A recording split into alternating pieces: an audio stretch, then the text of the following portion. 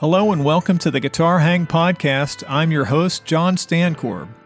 Today we're about to embark on a journey through the extraordinary world of multifaceted musical genius Dave Gregory. As a guitarist, keyboardist, and string arranger for the legendary band XTC, Dave's contributions have shaped the very essence of the band's sonic brilliance. From his intricate guitar work to his evocative keyboard melodies and lush string arrangements, Dave Gregory's artistic versatility has played an integral role in XTC's iconic sound. In this interview, we'll explore Dave's remarkable accomplishments, his journey with XTC, and the passion that continues to fuel his legacy in the realm of music. Please make sure you hit the subscribe button below and ring the bell for notifications. Now, let's hang with Dave Gregory. The farmers, right? Did they have something to do with that? Is that right? That was actually, I think it started during the war when they wanted to give the farmers extra time to, basically gather crops together and everything, give them more daylight to work in for the war effort. But once the war was over, nobody bothered to put the thing back to work. Yeah, reset everything. But anyway, we're stuck with it. Yeah. So here we are. I'm glad we were able to hook up. But I did think earlier that I wonder if you were aware that we'd actually, because you don't save daylight until the 5th of November, I gather. That's right. My wife was just giving me a hard time. She's like, you have what the time in London essentially on your phone. And I'm like, yeah. We were just there on our honeymoon. We were in the Cotswolds and went through Chipping Norton and near Swindon, which I guess is where you are, Swindon. Yeah.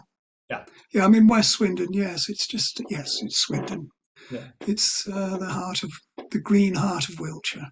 Oh, okay, wonderful. On a side footnote, do you consider yourself a historian, or are you interested in literature from that and history in general, or is that something that's a passion of yours?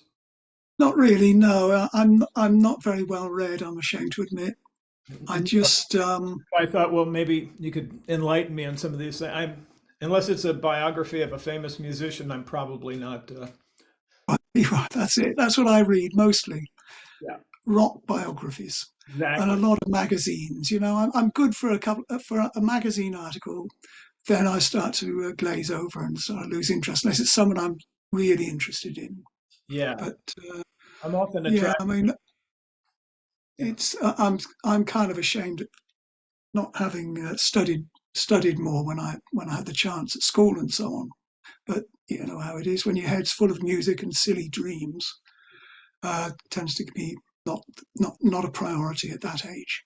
Right. If we were to come up with a parenthetical title for this episode, that would what you just said. Head full of, say that again. A head full of silly dreams and.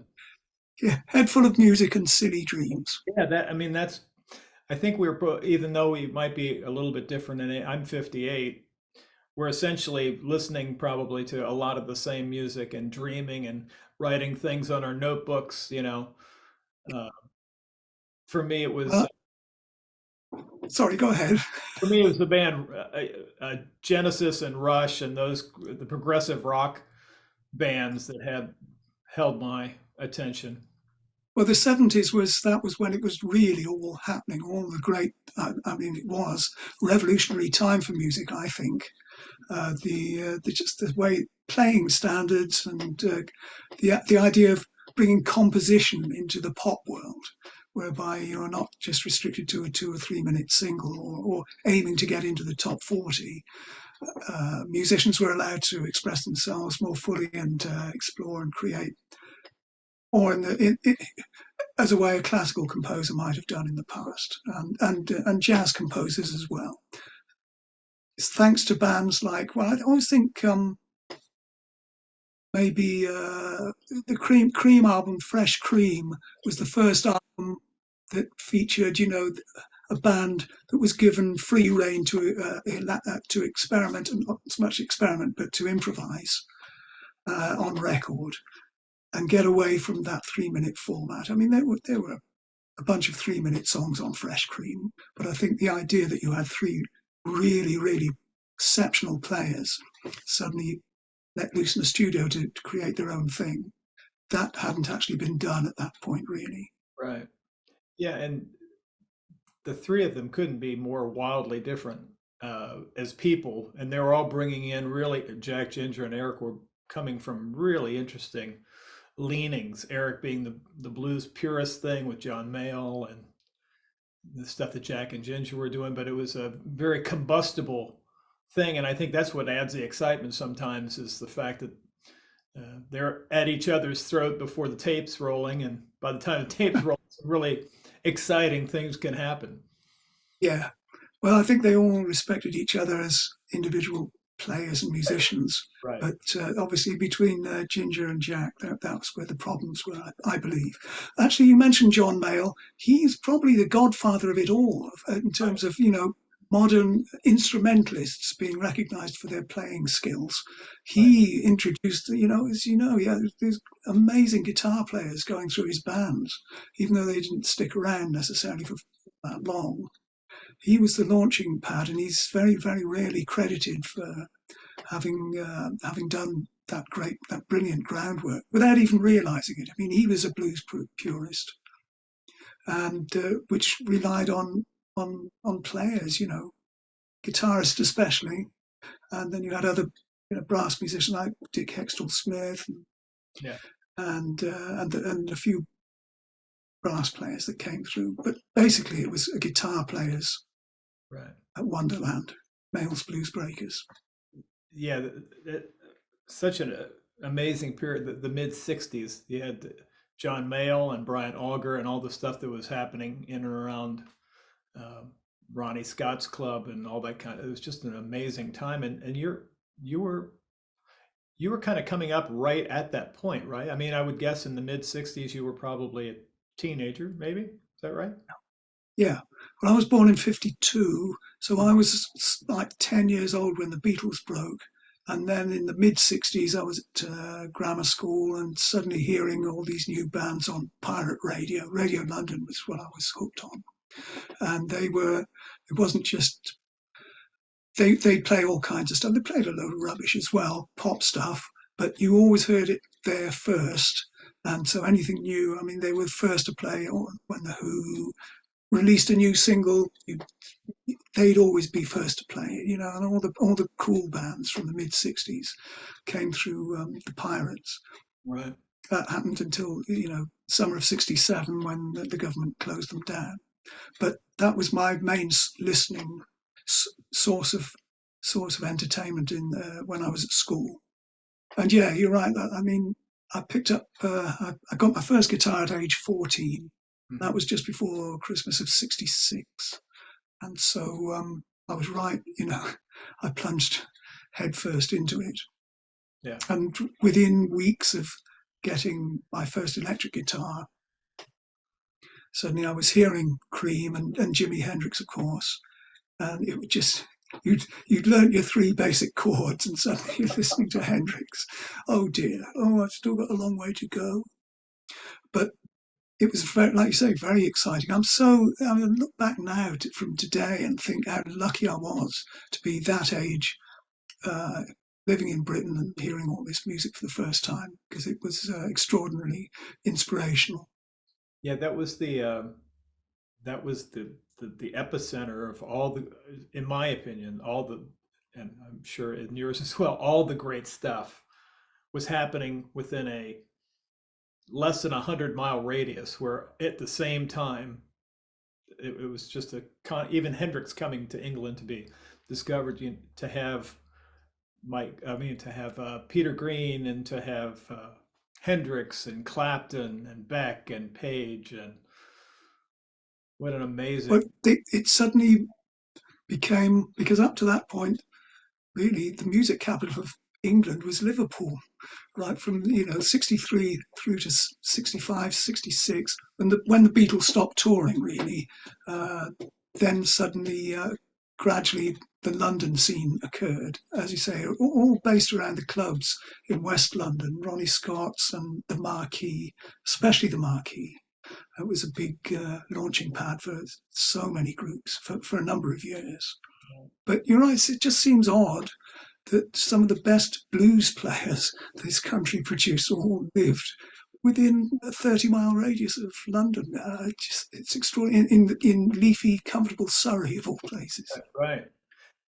Would it be the influence of Liverpool being a harbor town and those records coming over with some of the on the boats, and then the kids being able to pick up on those things? Because as I recall, I remember reading things about when the first time BB King heard Peter Green and just couldn't believe that his background, like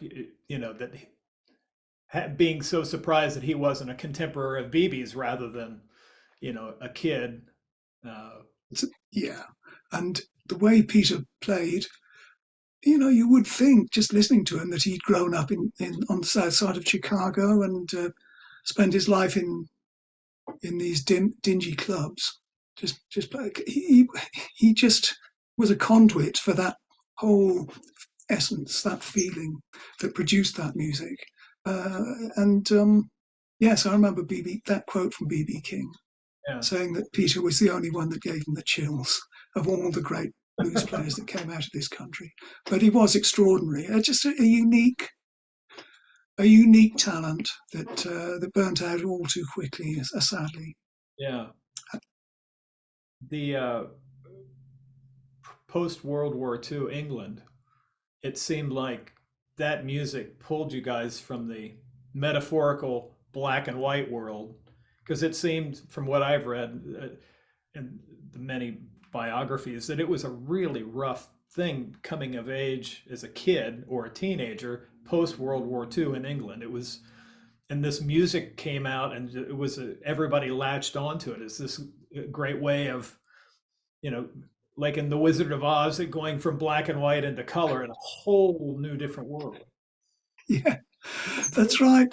It was grim growing up in England in the 50s when rationing. I don't remember rationing. I've probably escaped that. My parents certainly remembered it, and but we didn't know any different. We knew it was just English weather was rubbish. You might be lucky to have a few weeks of sunshine in the summertime, but most of the time it was raining and cold.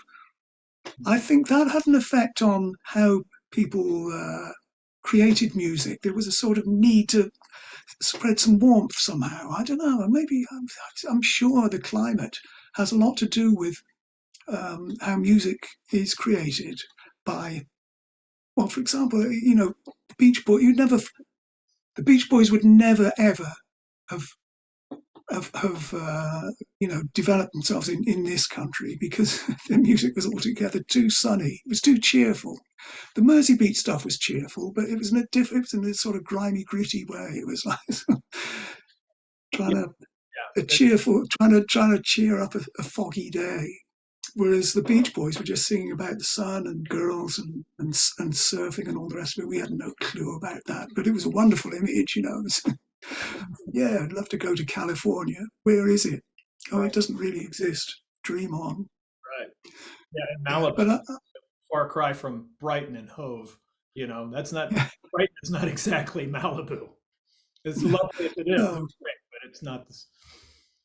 Yeah, Well, I think there's a place in Cornwall called Newquay, which is about as close to the Pacific Ocean scene as you're ever likely to get. I think probably, but it's still pretty damn cold most of the year round.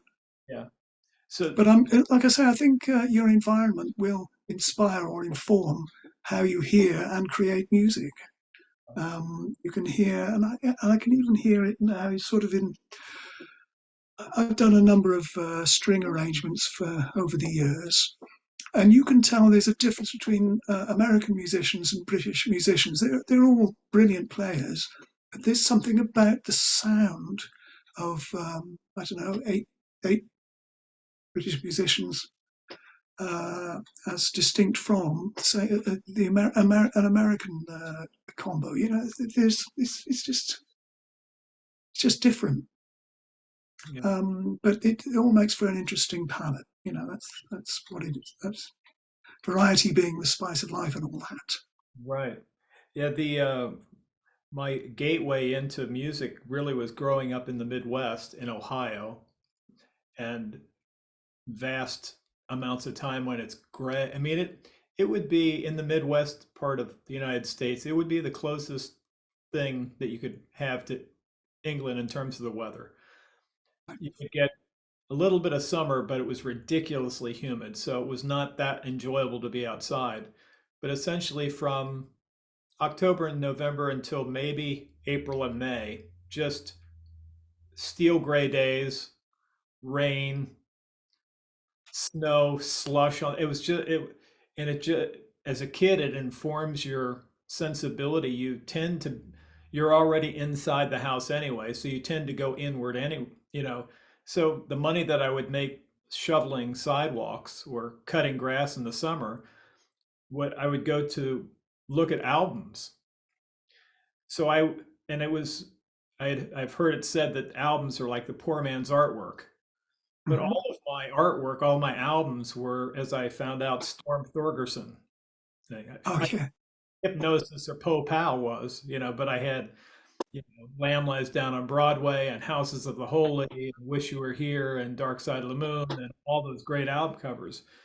And there was something really special about being indoors when the weather is shit, Hmm. downstairs with Yeah.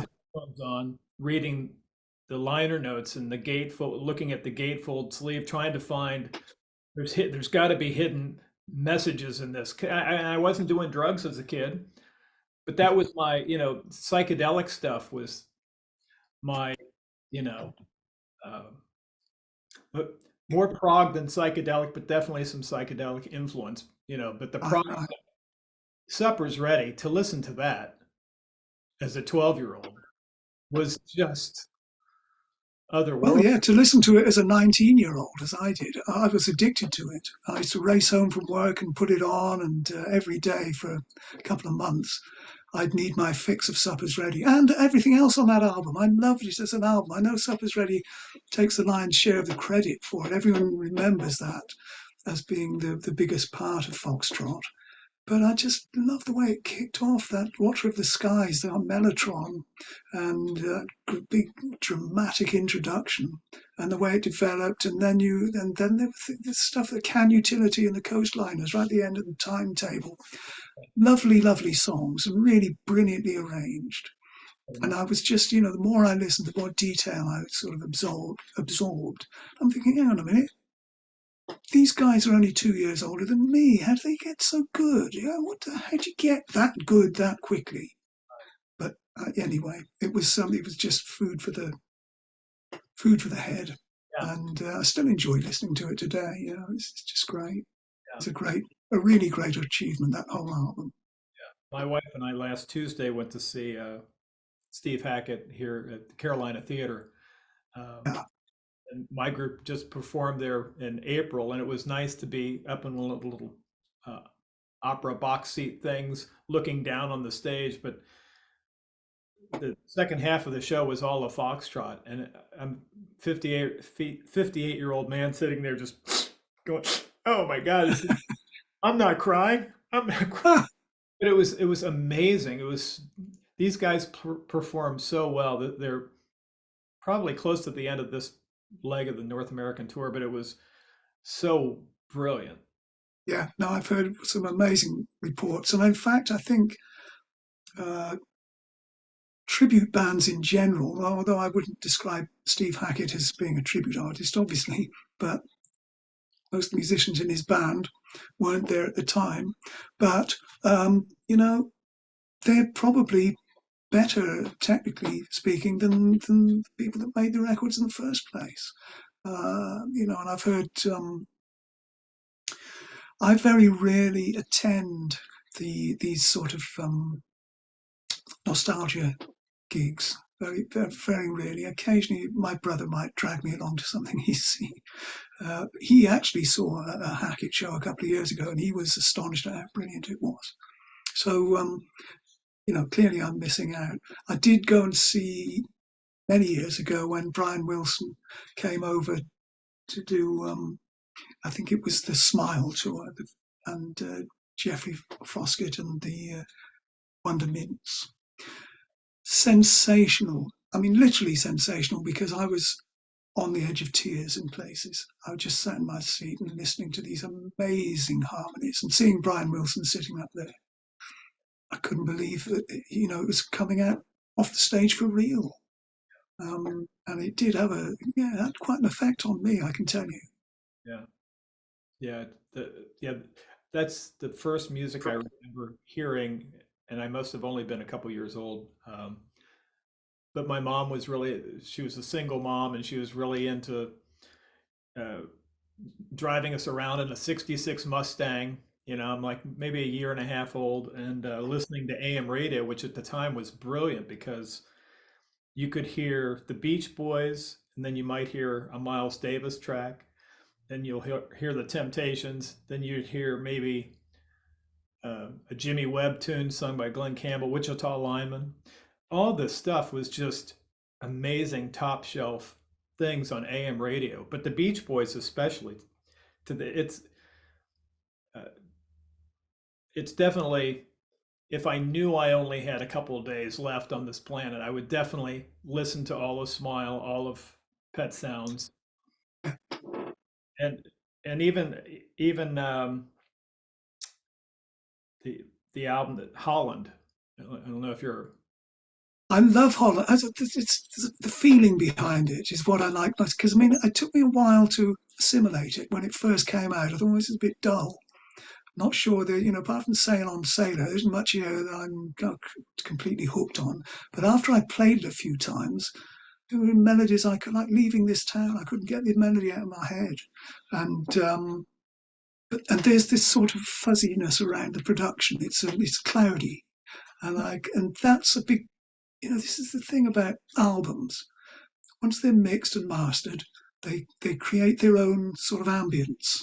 That's as much a bigger part of the listening experience as the songs themselves. And that's what I like about Holland, is kind of immersing myself in this mysterious, kind of slightly murky production. But the voices, and because they're quite dry, aren't they? There's not a lot of reverb or any of that Californian echo going on. It's very, very dry and in your face and intimate. And then that's very, very charming and endearing. yeah, it's something that I think so many people miss out on is uh, the art of listening, consuming music like you would a book. Like the track Sure. put together with a lot of love and attention, like chapters in a book.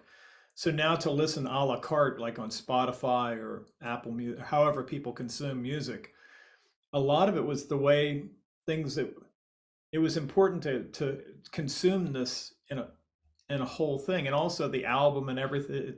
It it did create a little world that was um, as the CDs and things came in, it wasn't as special. Certainly with streaming, it's not the same kind of thing. Yeah, I think that streaming is it's a different listening experience altogether. I think anything that demands you plug little hearing aids into your lugholes, that's not a good way to experience music. I'm sorry. You've got Right. to hear it coming out of a pair of speakers, not five, just two, one if you're lucky, Right. and just immerse yourself in the way the air is moving around you and making your feet move and making your head nod and just you know how it is. Yeah. That's how I love music, and that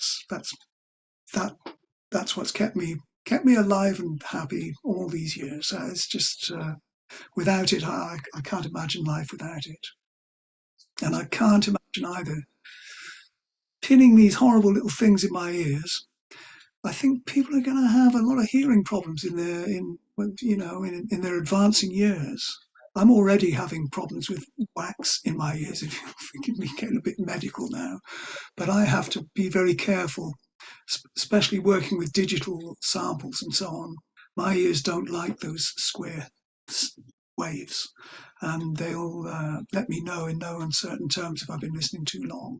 So occasionally I'll have to leave music alone for a couple of days because once the wax builds up and blocks your ears, suddenly I'm starting to go deaf, and that's a frightening prospect, literally frightening. Right. So I have to be careful now. Just watch out.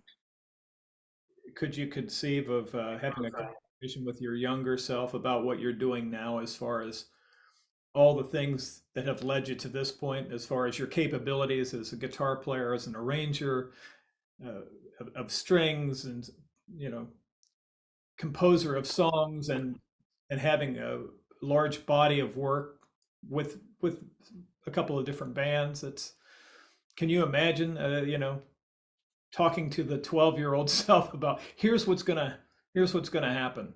Here's who you're Well, yeah, you know, it goes back to the silly dream.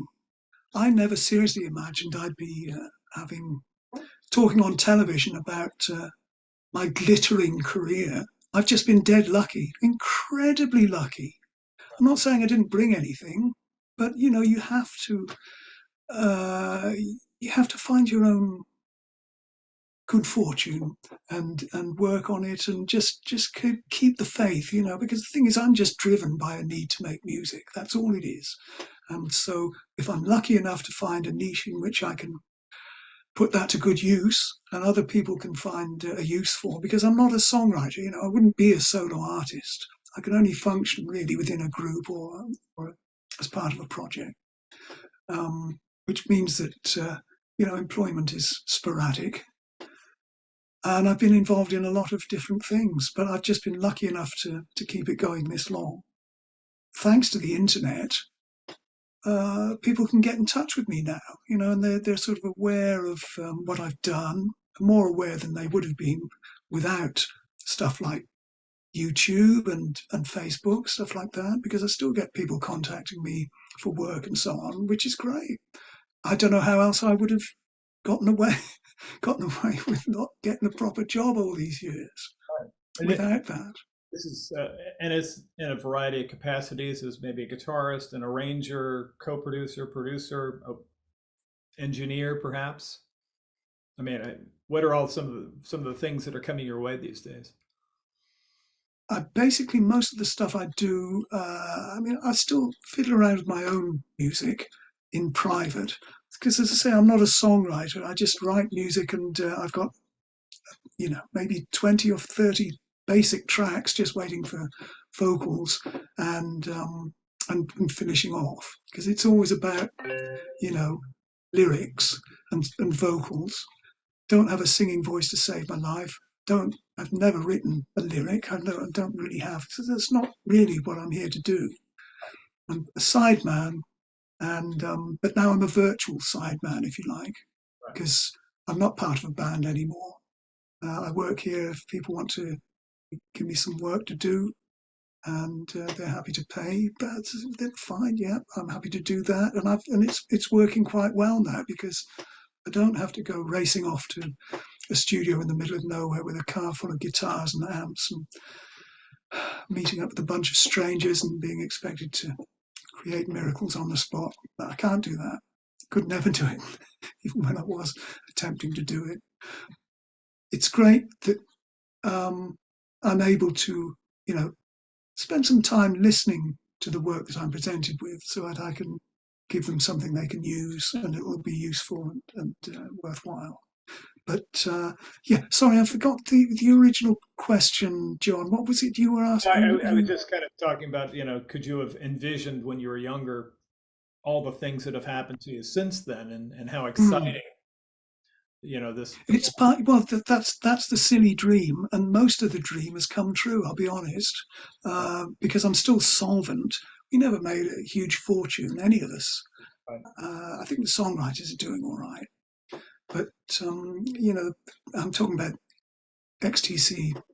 Uh, we're still, thanks to Andy and his management, we're still able to reissue the catalogue and do these wonderful 5.1 surround mixes and issue the Blu-rays and everything, and people are buying them. And as right. long as they're buying them, everyone gets a little slice of the pie, and that's really what's kept us solvent. Again, something else that probably wouldn't have happened without the internet.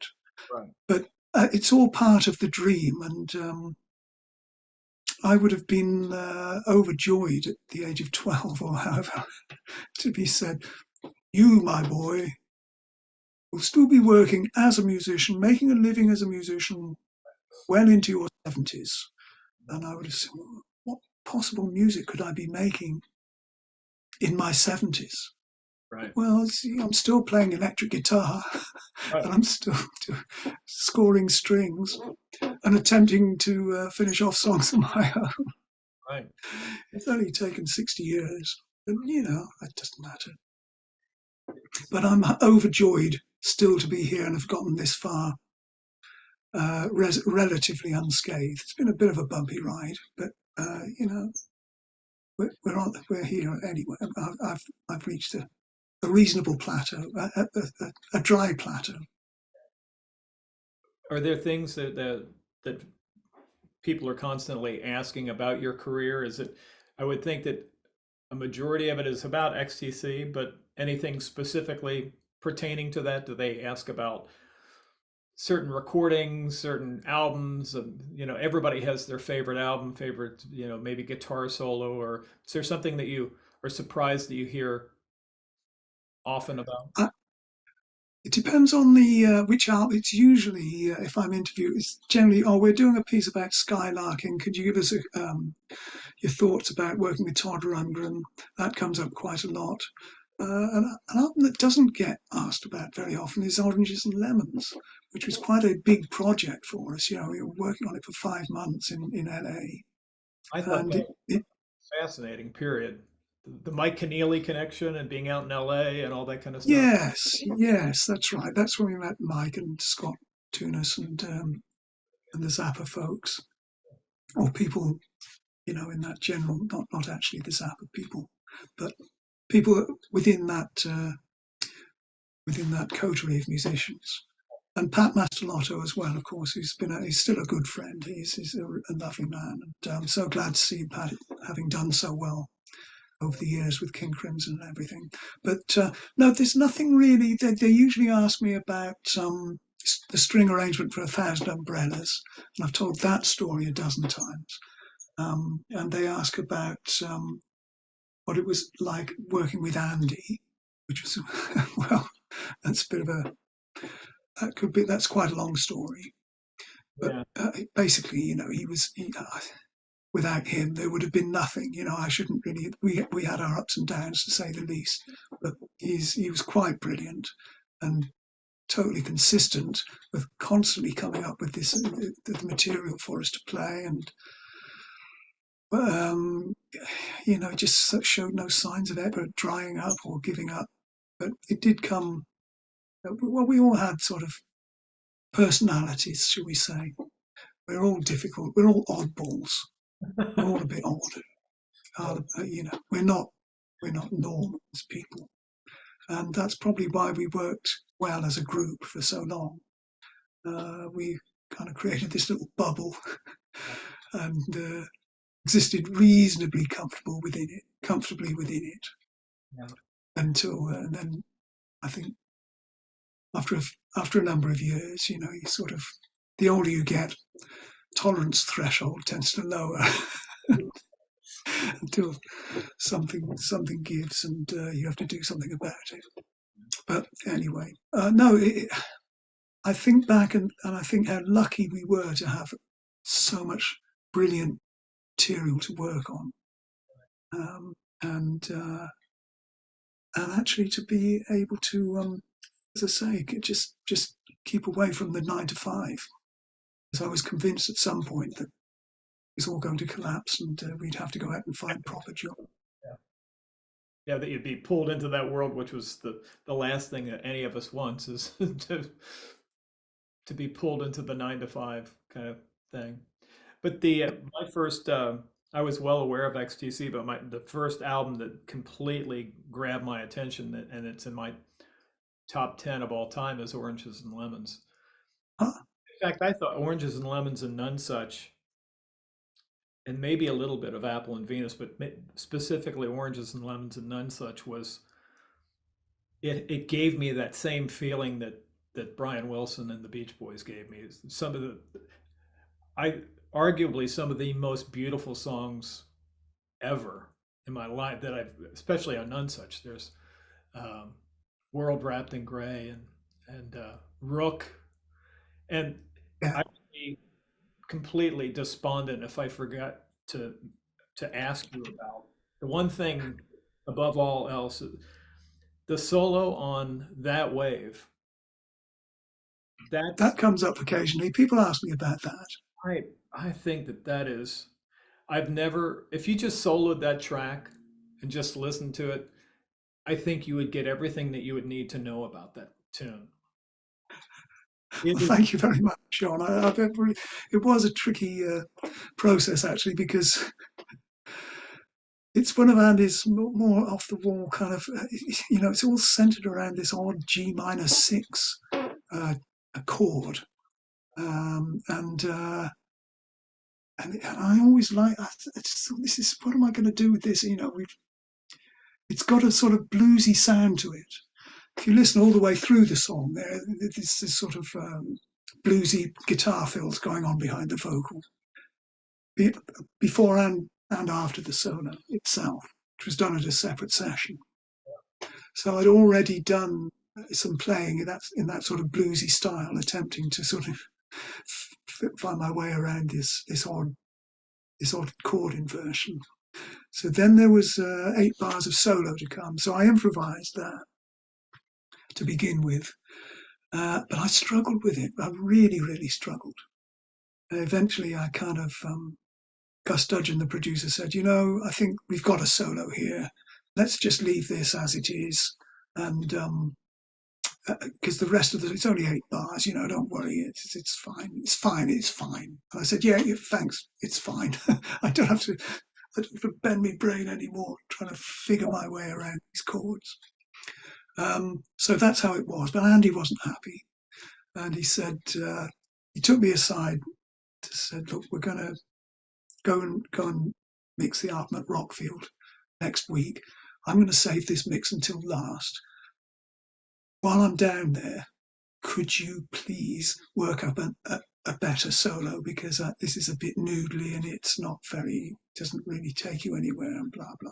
Wasn't that? So I said, well, okay, give me the basic track, just put it on a cassette. I'll take it home and copy it onto my little Fostex R8 and reel recorder that I used to work at home, and I'll see if I can come up with something better. Can't promise, but I promise you I'll try. And so what happened was, at home, they listening to the basic track, I thought, well, I'm just going to improvise, because it was an 8-track recorder. I've got 4 or 5 tracks here. I'm just going to piddle along against these 8 bars, see if anything, pokes its head above the parapet, as it were, melody wise. So that's what I did. I did 4 or 5 passes. Oh, there's a phrase there. Yeah, that'll probably work there. That's a nice ascending. Yes, I like the way this starts. So I think I pieced together, out of 3 or 4 passes, a solo. I thought, right, well, here's a solo that works nicely. It follows it makes a sort of, it's got a kind of, sounds like a sort of a flying fish, like a marlin or something, yes, soaring out of the water. I think this could work really well. I'll give it a go. If we, and add some chorus and some delay on it, and it should sound quite spectacular if I can learn to play it. So then I settled down for a few days, tried to piece these parts together, get them under my fingers, which I actually did. And so then eventually Andy called me and said, "Have you done this? Had any luck with this solo?" I said, "Yeah, I'll send you a demo. Send you the demo that I've recorded." And he called me straight back and said, "Oh, this is great. We can do this. This sounds amazing. So come down." I think it was the last day of the mix. I think before the album was finally delivered. Um, we'll set the afternoon aside and we'll record this. So off I went to Rockfield with, had a Fender 1963 Fender Super Amp. It's a little twin amp, 40 watts. It wasn't the Super Reverb. It's just a basic combo. The smooth back Tolex. It was like a transition model. Odd little amp because it had a solid state rectifier, but it had a tube chart showing a GZ34. So, and a hole in the chassis where the tube should have been. So I was puzzled there. I thought, what's this? This is interesting. Yeah, well, it must have been right at the point where Fender had decided to substitute the tube rectifier for a solid state. That's just a by the by for all you gearheads out there. So I thought, this is a great sounding amp, but the speakers are rotten. I had also a Fender amp called the Twin. It was a huge 100-watt upgrade on the Fender Twin. It had these two 12-inch Electro Voice speakers in it. It weighed a ton. It had casters and everything, and even them, it was a really heavy little amp. But the speakers really needed to be driven, and we never really worked loudly enough to make these speakers, deliver what they were designed to do. So that I know what I'll do. I'll hook the Super up to the speakers of the Twin, crank the Super for all it's worth, and those speakers should cope with it nicely. So that's the source of the tone. I've just plugged the Stratocaster into the vibrato channel of the Super amp, cranked the level up, and fired it through these two Electro Voice speakers, and that's the sound you got. And it was such a joy to hear it so loud. And I had it on tape in less than an hour. Andy had gone out shopping. So we were sitting around waiting for him to come back, reading mags and drinking tea. Eventually he came back and he said, oh, oh, you've done it then? We said, yeah, we've done it, done it. Nick, roll the tape, let him hear it, because I knew that there'd be something he didn't like. But he was astonished. He said, that's exactly right. I just want to change one note. So Of course. I had to drop in one note slightly that was just, it was part of that ascending arpeggio thing that sort of crowns the thing. Anyway, we got it. We dropped the note in with no trouble. Nick Davis is a wizard with the drop in. So that's kind of how that went on. But, it's all over in 30, 40 seconds. But people still talk about it, so I'm happy to give them the detail. Yeah, it's wonderful because you hear guitar players that oftentimes will say that they try not to listen to other guitar players and they try to draw inspiration from saxophonists or vocalists, uh, any non-guitar influence. But it's rare when you hear something that not only does it not, it's completely devoid of any cliches or blues idioms. The tone and the phrasing and just and the composition, everything around it, it's the most emotive solo without being a. I think it's more of a part than a solo. It seems to me. That's how that's how it turned out, because that's what Andy wanted. He didn't want an improvised solo. Right. He never has. I mean, even on the same album, the play out on Books of Burning, for example, where we're sort of doing this yin and yang guitar battle thing, he didn't really want to do that. Right. And so we had to twist his arm. But that's the only time that he'd actually, um, go along with the idea of an improvised guitar shootout, as it were. But like you say, it would have been just another improvised blues solo if had it been left to me and producer. And he saw it differently, and I'm glad that he saw it differently and was able to twist my arm because I am quite proud of it now. Listening back to it, he definitely made the right decision in Yeah, 30. insisting that I do something different. Yeah, 30 years on, I still, well, it's 31 years old, and it's still ahead of its time. Oh, thank you. I listened to it yesterday, and I was like, man, this is so. It's one of those special moments that in our best days as a musician, if we can get close to a voice or coming up with something that's such an iconic part rather than just a solo per se. That's the highest calling, I think, for any musician, is to create an iconic part. But this is the thing. There was always this kind of unwritten law that any guitar solo, I mean, if you think about it, very few XTC songs have guitar solos that are longer than 8 bars. And Andy would always say, try and make the solo part of the song. Think melodically, don't noodle around. It just make it a part that if it wasn't there, the song would sound completely different. If there was something else in there, it would be a different song. So that was it. The same with Towers of London, the solo in that, which is very similar to basically how melody of the verse. Sorry, the chorus, isn't it? Similar kind of thing. Doesn't deviate too far from the spirit of the basic melody of the tune. But but that was all. That's still my way of thinking. I try and think, well, where's this song? What's this song about? Where is it going? What's the writer trying to convey?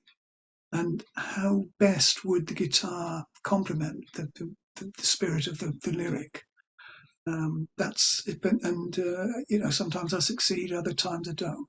It's not always possible, but I always aim to get something that's, like you say, part of the song, and not going to draw the listener's ear away into a different mode or whatever. But it comes as no surprise that somebody like Johnny Marr would count you as one of his top influences as a guitar player and as a soloist and somebody that comes up with parts. He's very discriminating, I would think, in his taste in music, as as demonstrated by the style of music that he plays. And I Well, I was very flattered by that because I've always admired him as a player, and well, I never took to the Smiths in a big way because it was a different kind of generation, really. But it was great to hear someone from that generation who were skilled musicians. They could actually play. And Johnny, as you say, his guitar playing didn't owe his. Again, he's another musician. You can't pinpoint his direct influences. I saw an interview recently they did with my friend Dan Steinhardt at that pedal show, yeah, where he mentioned people like Richard Lloyd, who was, he didn't say Tom Verlaine, he said Richard Lloyd. That's a discriminatory ear. And I thought, well, that's great to be mentioned in the same breath as that is a serious compliment. So, I'm hoping to meet up with Johnny at some point because I've never met him, yeah. but I always admired his. It's restrained as much as anything else because he's writing melodies on the guitar. He's got this great style of creating tunes and melodies without the need for any of this, showboating or anything like that. It's like you create a song with a guitar part, and then the vocal would be added on top, and the band would join in, and that would make a great cohesive whole, which would have started entirely from a melody or a riff or whatever it was he would come up with on guitar. So he's definitely a really good mind applied correctly. I think that's where I may have read something else prior to that, but that pedal show episode with Mick and Dan, that when he had said that, it's like, oh yes, I know he was like many of us. You're on the top of our list as far as influences and favorite musicians. Not just Well, thank you. musicians, it's there's it'd be great to be somebody's favorite guitar player, but it, because of the body of work with the songs and what you brought to those as far as string arrangements and parts and that kind of stuff. The three of you really, for the albums that were the most important to me, the three of you were the ones that created the music that was the most special to me. Oh, thank you. Thank you. That's nice to know because the thing is, this is kind of feedback none of us would be getting were it not for, little broadcasts like this and YouTube and Facebook and everything. I mean, it's quite humbling. Uh, we always felt like outcasts. You know, when these records were being made, we'd get a review maybe in the magazines, and then nothing. You know, you'd hear nothing else from anybody.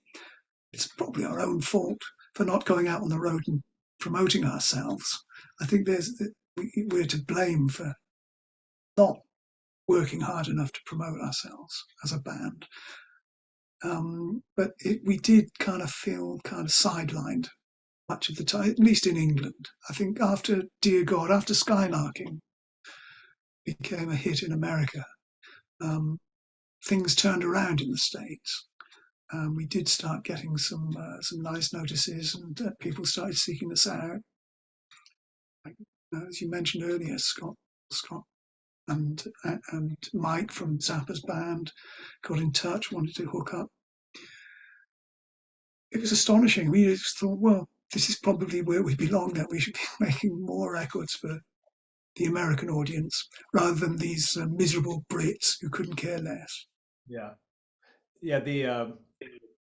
The one thing that worked to your benefit, I think, is that there was a bit of mystery because you guys weren't out there all the time and there wasn't oversaturation. And so it created a little bit of the less that you know, the more excited, you kind of like, you know, you kind of create this idea of who you think people might be. And then uh, when you watch interviews, because I've seen several with you and some with Andy and a couple with Colin, it it allows me to kind of see a better like dynamic between the three of you. It's like, oh, okay, I could see where all the strengths would apply and where some of the tensions and rub might have been. Yeah, Because I yeah, think Andy's been a little forthcoming that he, in some recent interviews, that he hasn't always been the easiest to work with. Which yeah. that I don't think.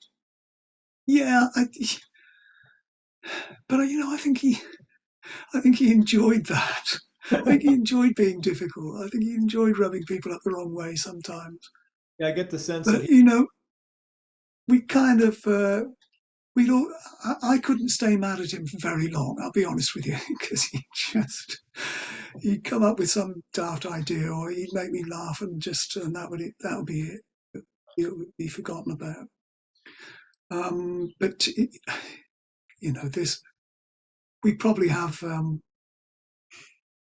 enough good stuff in the bank to overcome any of the difficulties that we encountered from time to time. And many times I've thought back, well, could there have been a more perfect band for me to be part of at the time? You know, because it was kind of cutting edge, even though it wasn't necessarily commercially successful big time. It was still, an edgy band with a couple of really great writers who didn't owe their writing styles to anybody else really, unless you count the Dukes of Stratosphere, which was a deliberate parody of most of our favourite groups when we were at school.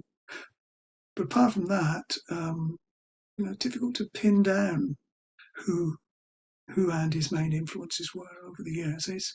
Because as a songwriter, I can hear sort of elements of Beefheart in his guitar playing, maybe, and some of the jazzy stuff he did. You know, it's reminiscent of Ollie Halsall. yeah, Both loved as a player. I still an astonishing player. But really, he's his own man.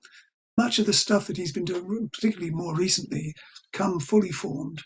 And last year, I loved. Was it earlier this year? The Three Club Men thing. If you've heard that. okay.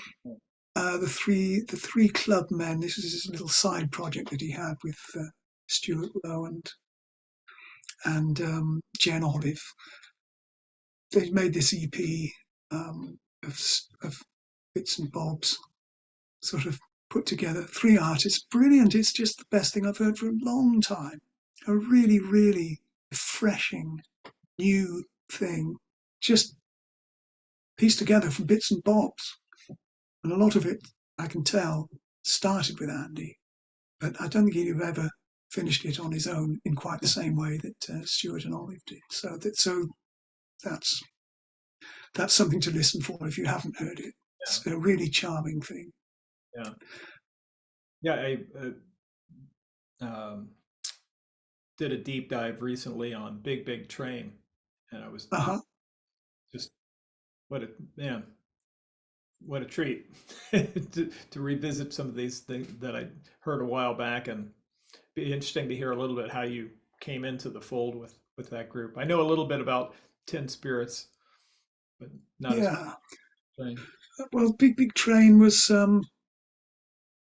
really my introduction to them was through my friend David Longdon, who, I'm sorry to say is no longer with us, but he and I had been friends for a while, and David had,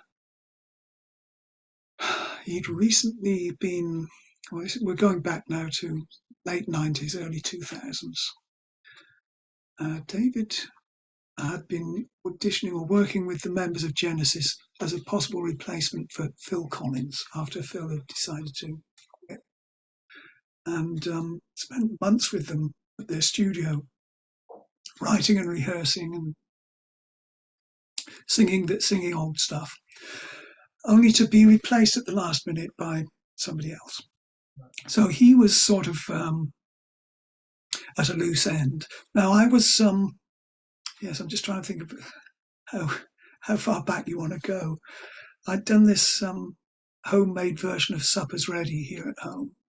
Part of a little, I used to do a lot of what I called remolds, which was recreating some of my favourite songs with the equipment I had here at home, and just seeing how far into these songs I could get and how close to the original recordings I could be. And I was going to find my minuscule detail, trying to get it as close as I could. I'd always mess up with the vocals though, because as soon as I put my voice on, game over. Sorry, doesn't work. But I'd worked on, just after I'd left XTC in 1998, I decided the following year, I'm going to do one last remold and it's going to be the big one. And I'm going to do Supper's Ready soup to nuts on a reel of tape. I figured out that a reel of Fostex R8 running at 7.5 IPS ran for 23 minutes at normal speed, which was pretty much exactly the same length that Supper's Ready is. So I thought, if I can get this all on this one reel of tape, that will be my challenge, using MIDI code on this sequencer, Okay. And no edits. No So way. Oh wow. I did Wow. there are plenty of edits in the sequencer. It's about 8 or 9 separate tracks, but they were all hooked up to this code on track 8. And I started with, um, you know, at the beginning, I didn't do Horizons. I'm sorry, I missed out Horizons, but I did start with. God, I can't remember the name of the song now. What's it? Lover's Leap. Basically took, I think, 5, maybe 6 months before it was, because programming the drums in Apocalypse in Line 8, working at a bar at a time, making it every little, yeah, that was fun. So finally I had the thing finished, as close as I could get it. And David called up one day and I said, I told him about this thing. Dave, he says, I've got to sing on this. You sure, David? Because I can't sing on it. I've done some backing vocals, but I've got one track left with the code on it. If you think you can sing on it, well, fantastic. I'd love to hear it. Because he was still, smarting from the Genesis experience. I think he was anxious to prove something. But he came down, I set a microphone up on the landing out there. Okay, Dave, here it comes. Had the lyrics written out. And he just went for it. And in a few hours, he had the whole thing down. And just an amazing performance. A really, really great vocal. Now, I'd never really recorded vocals at that point here at home. And so to hear his voice coming off on track 8, the worst possible track you could choose to put a lead vocal, didn't matter. The microphone didn't care. His voice just went straight onto tape. And so hey presto, the song was finished. I said, Dave, this is just amazing. Forgive me, I'm going to leave it a few months now before I even attempt to mix this because it's going to be a mammoth task. Not only did I get it all on the single reel, but there were no edits except when it came to mix, in which case I think there were about 11 separate ones.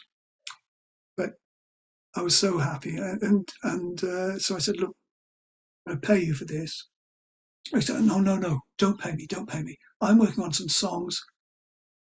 Could you put some guitar and maybe some mellotron on a couple of these songs I'm working on?" I said, "Yeah, of course I will." I think it was the mellotron he was most interested in. I'm not sure about my guitar playing, but that was the deal we struck. So the following year, I did. As he sent me 3 songs that were, works in progress. I added some bits and bobs and the much needed mellotron. Which brings me to today, when in fact that very album has just been remixed and remastered for general release on Big Big Train's own label. I think it's coming out on, when it's called Wild River. David Longdon, Wild River. I recommend it to everybody because it sounds magnificent now. It really, I couldn't believe what Rob Aubrey had done to it because the original mix was pretty good. But if you have any interest in Big Big Train, and specifically in David as a songwriter, as a solo artist, it's essential. Longdon, Longdon, Longdon, Longdon. Longdon. Okay, got it. So he'd been working with Greg Sporton and Andy Poole of Big Big Train on a new bunch of songs. Again, he'd gone down to Orbit Studios, which is where Rob Aubrey, the studio engineer, that's his studio, and he engineered, co-produced the Big Big Train stuff. And he and David had gone down to add vocals to a project by Martin Orford, an album called The Old Road. And Rob heard his voice and was suitably impressed, as indeed I'd been, and recommended him to Greg Sporton as a possible lead singer for their new album. And that's how David got involved with Big Big Train to begin with. And then he called me and explained the situation and said, "We need some guest players. Would you be interested in playing guitar?" I said, "Well, yeah, send me some stuff. I'll happily, I'll send you something if you can use it. That'd be great." And remember, at the same time, Tin Spirits had just started. I just got together with Dan Steinhardt and Mark and Dougie, and we got this little band going, which was a lot of fun. And so I wasn't sort of keen on necessarily joining any more bands at that point, but I was certainly prepared to act as a session man. And so they sent me a track, and they asked for this solo. It seemed to go on for a couple of minutes, more studio time than I'd ever been offered to play a guitar.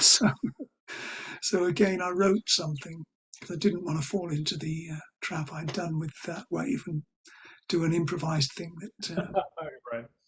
was mediocre. So I wrote a solo for this song, which at the time I think was called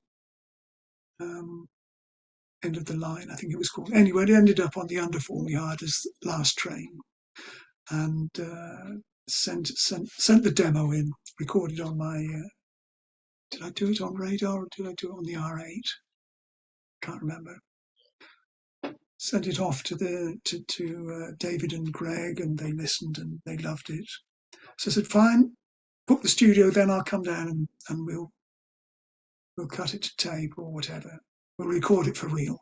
"Oh, no, no, no. Just send us the demo. We can use that." I said, "Are you sure?"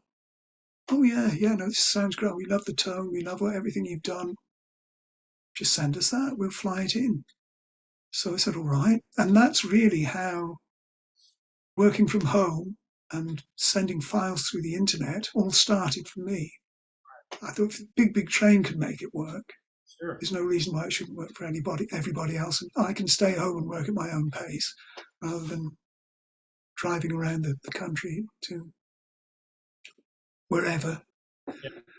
recording studios in the middle of London, getting parking tickets and battling with traffic jams. No, I didn't want any more of that.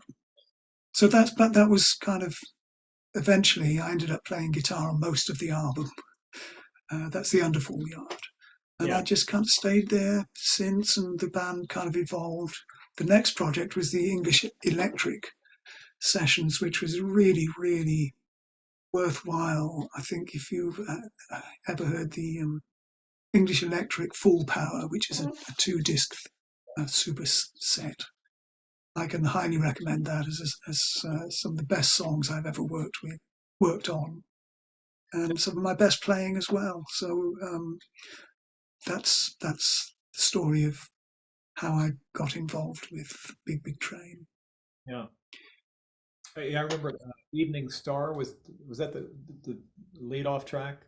Has the big That was, yes, and I did a bunch of guitars on that. I think I used a little, yes, Jerry Jones electric sitar. I was dying to use this thing. I bought it, because it's like the guitar's ugly sister. So anything you can do with it that's useful. I just love anything quirky and daft like that. And this is the whole thing I wanted to do with Big Big Train. I didn't want to be just another of the fiddly diddly European style speed flash merchants, because I can't play in that style and make it convincing. I thought I would much rather hear, guitars with a bit of character to them, and and bring that to the table, which worked for a while. You can hear on English Electric there's a number of different styles and sounds. The guitar department, and particularly 12-string Rickenbacker as well, which of course they were big fans of because they were Genesis fans, Right. and so that Rickenbacker sound is very much part of the nursery crime and foxtrot era, Right. of which they were big fans. So I kind of fit right in there. Yeah.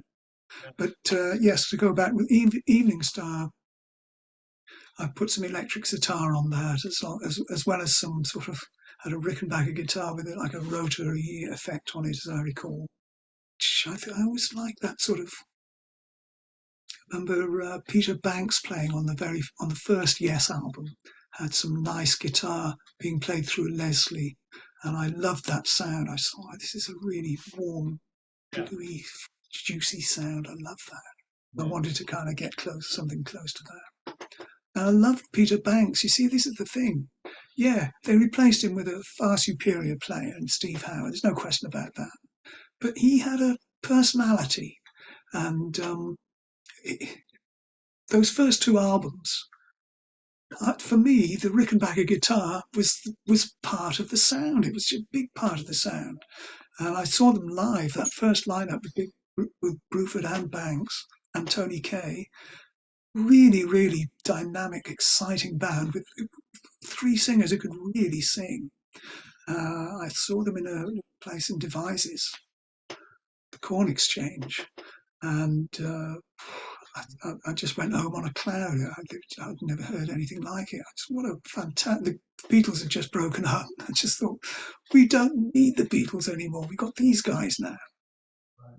But Peter Banks was the guitar player, and he was unlike anybody else. He played a Rickenbacker through a Marshall stack, for God's sake.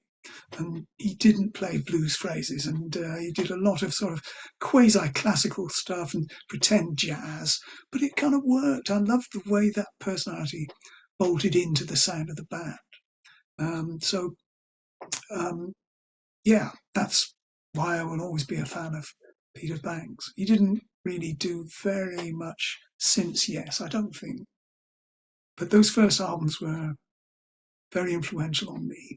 Right. Do you have a go-to rig when if you were to go out and do some shows with Big Big Train or any other group? I see is that a reverse Firebird behind you? It's a non-reverse Firebird here. Yeah, this is the guitar I'm using for the session I'm doing at the moment. This is the guitar I'm using. Oh, there. It's a 65.5, and you don't see too many of them. I used to take this out with Big Train because it's somewhere between a Fender and a Gibson. It has the lovely woody warmth of a Gibson, but it's got a sort of cutting edge to the, even at the neck position, there's a nice slicey, yeah, you have to play it to really appreciate it. And I love the fact that you won't see many people playing these.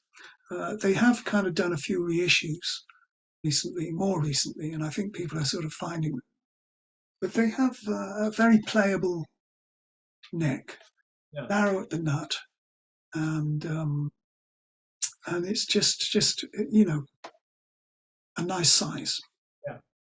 Yeah, I But think one of your promo photos for maybe Instagram or something is, or maybe it's Facebook, is you on a couch playing that guitar, and I thought maybe that. um, I'm trying to think. The one on the Facebook one, I'm playing a Strat. Or I Uh, thought there yeah, was. it's a recent. Yeah, I can't remember now. It's cropped. Yeah, but it's a black Strat with a matching head, Oh, and yeah, I that's a recent reissue. That Stratocaster. Now you come to mention it, was I think made in 2013, so it's about 10 years old, and it's a reissue of the 3-bolt 1970s oh wow. Strat, which at the time I wouldn't have given you tuppence for in the 70s because I think 70s Fenders are some of the worst. Well, they're not bad; they were just hideously overpriced. Bearing in mind the lack of quality control and the cheap timber they were bolted together from, but they reissued it with the black head, and it sounds different from, because I've got a couple of pre-CBS straps that sound amazing. This is a completely different kind of sound, but it's way better than those things they were churning out in the 70s. It has a lovely chime to it. It's got a sort of a certain, yeah, I can't describe it. I find it very difficult describing sounds in words. I have to sort of plug them into an amp, say this is what this guitar does, this is how it can sound. Yep. So I was happy to find it at auction, very reasonably priced. I don't think anyone else had much interest in it, but I went to the pre-sale and plugged it in, and there was something about it. I just said, "Yeah, I'm yours," and so and it is, and I've used it quite a lot for quite a lot of stuff. Um, yeah, it's got the 3-bolt attachment at the heel with the screw-in tilt thing, so you can adjust the pitch of the neck slightly. It's a good idea. Works. And as I say, I was lucky. The guitar, they all sound that good, but that one is a bit special. Plus, it came with a case full of, the candy, Oh, okay. a whole bunch of things in polythene bags, and yeah, it's a very nice thing. You can still smell the factory in there. Right. Is there an amp that you like to pair that with? Yeah. Well, actually, I haven't gigged that guitar. Oh, wait a minute. Yes, I have. Yes, I have. The amp, my current go-to amp, is a Car Rambler, which has a sort of it's just a little combo amp. It's like a Fender Deluxe with a single 12-inch speaker, and I've always described it as the best Fender amp Leo never designed because it's you plug a Telecaster in, for example, and well, I can be still there, strumming and picking away 4 hours later without even noticing the time has gone by. It's a perfect match with the Telly, and it's a pretty good match with the Strat as well. So that would be, I think it's about 30 watts. It's got one of these two-stage power things. You've got a pentode and a triode switch, and I always use it on the pentode setting.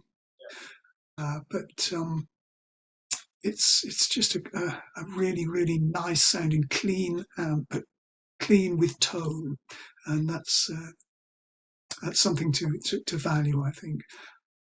However, if I was going out and doing a gig outdoors or in a tent, I probably wouldn't take that amp. I'd go back to my old matchless DC30. I think I'm right in saying that my matchless amp is the first one to arrive in England because I bought it I got it when I was on tour with Amy Mann. She was raving about these things.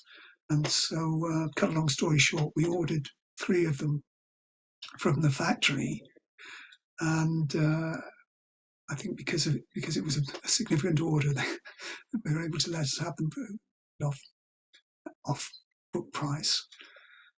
And I was just so taken with this amplifier. It was just I plugged a Rickenbacker. I had a Rickenbacker 12-string with me, plugged it in to the clean channel, and suddenly there was this whole world of tone I didn't even know existed. I didn't think it was even possible to make the guitar sound that warm outside of a studio. So straight away, I had to have it. I blew all my tour fee on purchasing this thing and getting it home. But that was my main amplifier for a good 20 years. And so if I was going outdoors, as I say, or doing anything in a very, very big venue that didn't have a proper PA, I would take that amp. That's a lovely amplifier. And like Dan Steinhardt, are you a big pedal connoisseur? Do you have a I've gig? ended up with a lot of pedals. No, I'm not geeky like he is. I always ask his advice, though. I do have his G2, which is the switching system. That turned things around for me because I didn't realise quite how much signal loss there was when you've got a chain of pedals going. Before he actually gave me a hands-on demonstration, I suddenly realised why it was so difficult to get, a really good guitar tone with a clean setting when you've got a chain of pedals in the way. Because I like the sound of the guitar. I don't really necessarily want to hear what a pedal does unless it's for a specific purpose. Um, and the best pedal on the board was one that he gifted me, and it's the Electro Harmonix Soul Food. Oh Now, yeah. when I'm using it's just a simple gain boost with a tone control on it.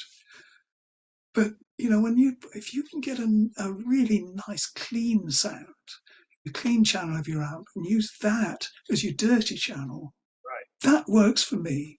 Not for every guitar player because it doesn't really. A lot of people will add a pedal because it makes the fingerboard so much more fluid. You can go a lot faster, use half the effort to produce the same sound if you've got that much gain at your feet. How much easier it is to play fast and be more fluid. Whereas I'd still prefer to dig in and work at the guitar rather than um, you know, rely on a pedal to skate me through, if you like. They're useful, and I like the delays. I love the rotary thing, the Lex, the Strymon Lex. It's one of my favourite pedals. They do a lovely tremolo and reverb pedal as well, the Flint. And the El Capistan delay, which is a very, very nice, very authentic sounding tape echo.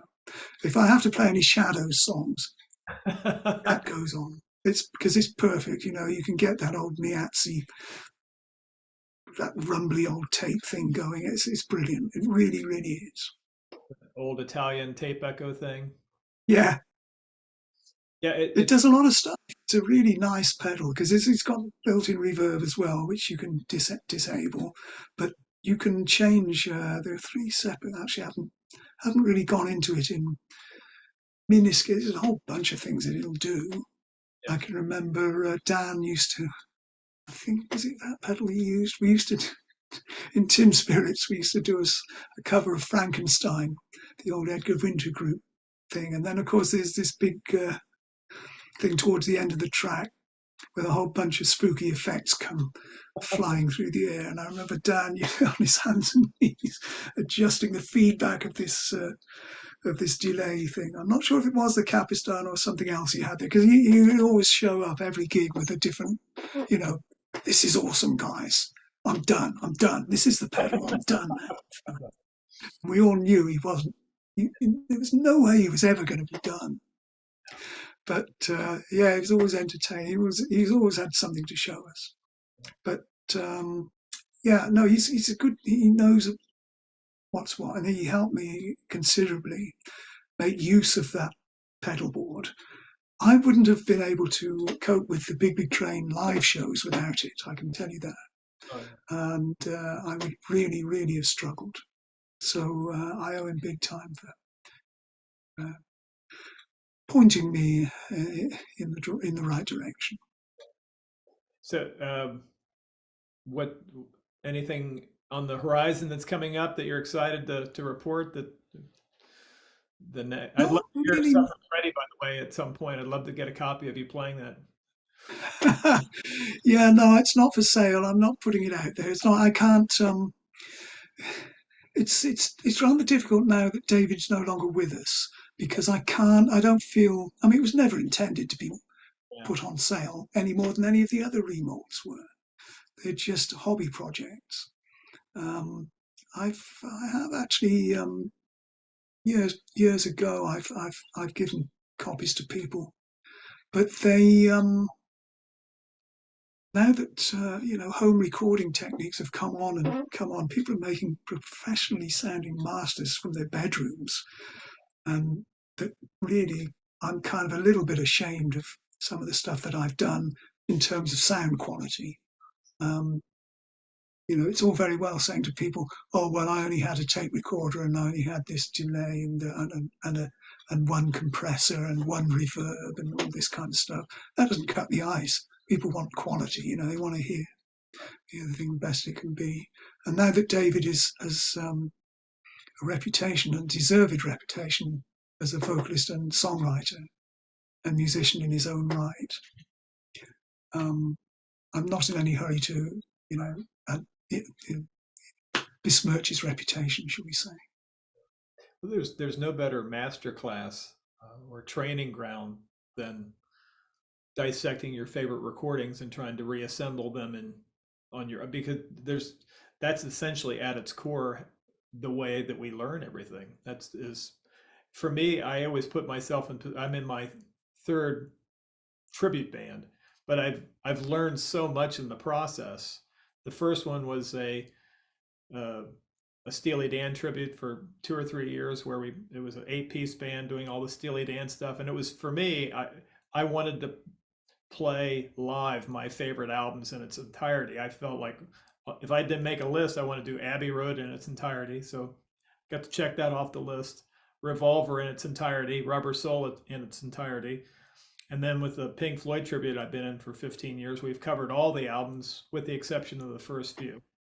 Um, and then we did a thing called Savoy Truffle where we didn't, it was kind of like the Fab Four where we didn't dress up in Beatles stuff, but we did all the stuff from Revolver forward. Uh-huh. Those are the thing, but when you go through the process of learning the tunes and getting to know, you learn so much about the recording techniques and the timbre of certain things, and it's a lot of fun to feel like, oh no, that's six string bass, that's a Fender. Yes. All those different things. Oh, there's a that's a really cool rotary effect, but there's some other things in there.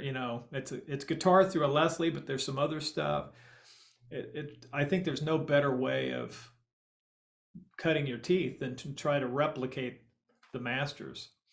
For me, it was always fun. I mean, I did learn inadvertently from all of the covers that I analysed and everything. It was a learning experience, but most importantly, it was fun. And another of my more heroic failures, I did a cover of MacArthur Park. Actually, I did 2 or 3 covers until I got it sort of close to how it was meant to be. I was listening on headphones, thinking in mono, incidentally, trying to figure out this. But I always loved the arrangement. I thought Jim Webb's arrangement of that was just a young fellow at the time, and it's just a work of genius. Sorry, I have to say it, a work of genius. And I'm listening and listening, and I'm thinking the bass isn't quite right. Oh, hang on a minute. It's an 8-string bass doing those lines. Where am I going to get away 8-string bass from? There's one company I think made them at the time, Hagstrom, a Swedish company, and I know Jimi Hendrix and Noel Redding had, but I never expected to hear one being played for real on a serious session. Would But this have been the Wrecking Crew would have played on yeah, that? it would have been a Wrecking Crew job. Yeah, yeah, Al definitely. Morgan and maybe Hal Blaine or Joe Osborne, Carol Kay. I think it was Joe Osborne. I'm pretty sure it was him. Yeah, because I know some of the song was recorded in London. I think Oh, Hal. I seem to remember an interview in one of the Inkies way, way, way back with Richard Harris, mentioning that they went to Lansdowne Studios in London and Hal Blaine, they'd flown Hal Blaine in especially. So I don't know how much of it was done there.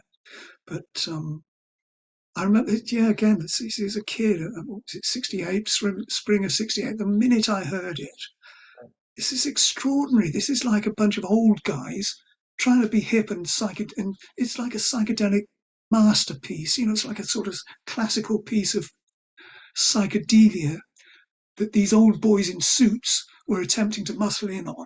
It's something like that. I was so intrigued by it because, and then you had this unusual lyric with this guy with a very shaky voice who couldn't you couldn't really call him a singer, right. but there's something in his delivery that made it was the ear candy. Yeah. Um, and just that huge finale, the fact that they had the nerve to, it was 7 minutes 22 seconds, Yeah. Yeah. and it was still got played on the radio. So fair play, it's a classic. But it Yeah. still has an eight-string bass guitar on it. That's all I wanted to say. Well, you're fabulous conversationalist. This has been a real treat, Dave. Thank you so much. Very generous with your But time and knowledge, and your music speaks for itself. well, thank you, Joe. And really, I often feel like I'm repeating myself. I do quite a lot of these podcasts nowadays, and people generally ask the same questions. They're usually XTC centered, but it's not often I get the chance to talk about gear and music and the rudiments and what have you. Yeah, I like to So steer. thanks for that. It's been a pleasure talking to you. I like to steer clear of a lot of. I try to watch as many interviews as I can just to steer clear of a lot of the.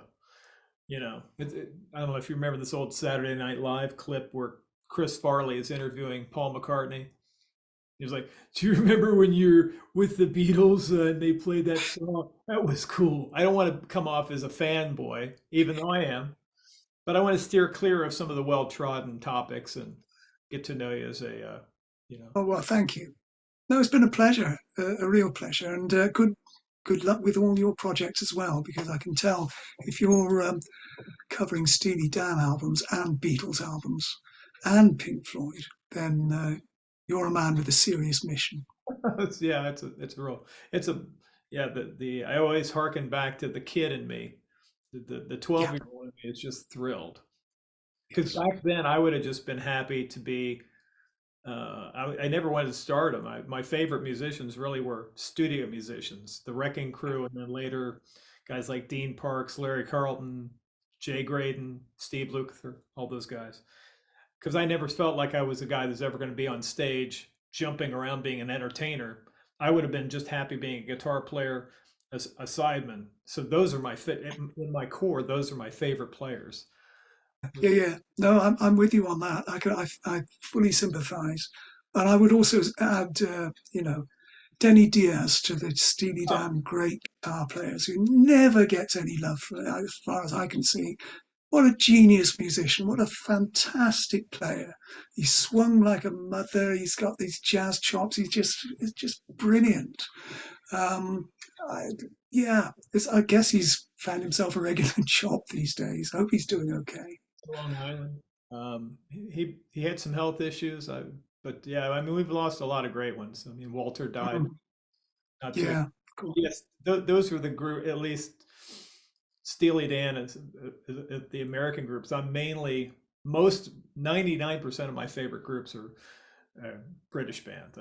Just for whatever reason, I think it harkened back to my album collection. I was buying things, not having any family or friends that listened to rock. I just love the albums as art. Then as I listened to them, I found out I had this collection, and there was a through line between the sensibilities of these bands. There was, as serious as they seemed from the outset, there was also some humor and some things about the brevity of life and the bigger themes, but then also some more amazing musician interplay. So there was a lot to it. It just seemed like for me it was a deeper dive with the British musicians than perhaps and the progressive rock than there was Hmm. stuff that I wasn't as much into, like Styx and Journey and Kiss and those nothing disparaging against them, but to me it was more Genesis, ELP, Pink Floyd, uh, King Crimson, Rush, even though they were Canadian. That was more Yeah. meteor themes. I wouldn't mind a whole album side of Echoes or Supper's Ready. That's all good for me. Yeah. I wasn't Yeah. going. We didn't actually. Most of those big bands, like you mentioned, bands like Styx and Journey, didn't really mean very much in this country. From what I can remember, I don't seem to remember them scoring too highly in the charts. I don't know how much promotion their record companies gave them. But then again, Pink Floyd were never in the singles charts, and neither were ELP or Yes, for that matter. But you're right. I mean, it came under the there's progressive, and then prior to progressive, it was kind of underground. That was the word. Any band that didn't was making records that didn't make the charts, they were sort of generally referred to as underground. And then the underground groups, of which incidentally Fleetwood Mac were very much one of those underground groups when they started out. They suddenly became progressive as they emerged from yeah, from the underworld. And so that's really, yeah, that's how prog began. But anyone with any interest in music, as opposed to just having something to dance to, or in addition to having something to dance to, were, yeah, I mean, they were always going to gravitate towards the prog bands, the ones that were making serious inroads into expanding musical horizons, as it were. And it all came down as much as anything to technical players like Keith Emerson, for example, who could touch him apart from maybe Rick Wakeman, who was still up and coming session man at the time. Keith Emerson, I think, pushed the pushed down a whole bunch of he broke down the walls for keyboard players, inspired so many people.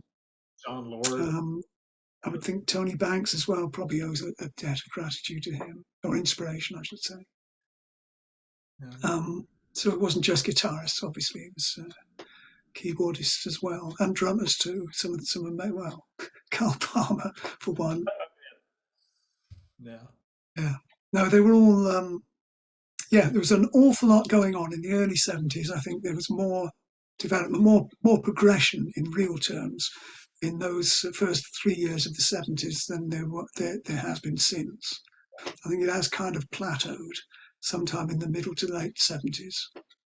Then there was a hiatus, at least in this country, when punk came along, and these old bands were kind of held up to ridicule by the socialist press, and yeah, it was kind of it all got Yeah. a bit weird.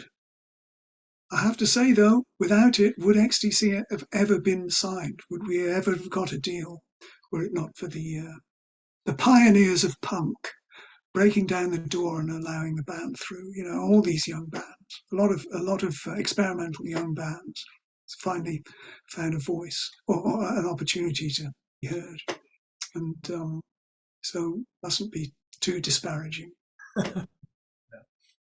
Yeah. Well, thank you so much, Dave. A treat. Thank you, John. Lovely meeting you, and as I say, good luck. Yeah. Thank you so much. And that's all for now.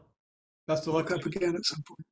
Thanks, man. Bye bye. Thank you for tuning in to the Guitar Hang Podcast, interviews with noteworthy guitar players from around the world. Go ahead and hit the subscribe button and ring the bell for notifications to stay updated on our latest episodes.